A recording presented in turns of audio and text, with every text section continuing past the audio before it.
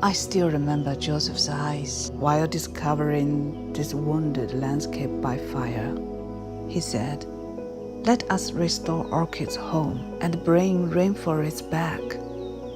He claimed, "Tianzi is the beginning." One day, Guerlain found us. They were looking for exceptional orchids, and the Yunnan forest is one of the orchid motherland in the world. Meeting with Guerlain felt very natural.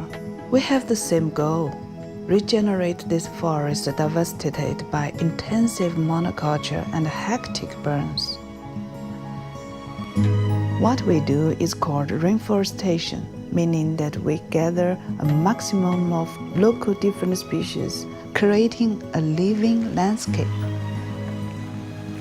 We reintroduce the native plant species. We collect indigenous seeds, we germinate them in our nursery, and plant them back to their refuge.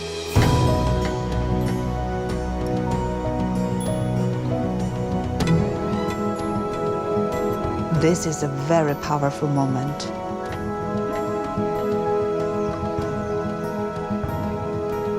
Every time I look at an orchid's birth, I recall Joseph's eyes, like if every birth was a new light. A secret link between us for eternity.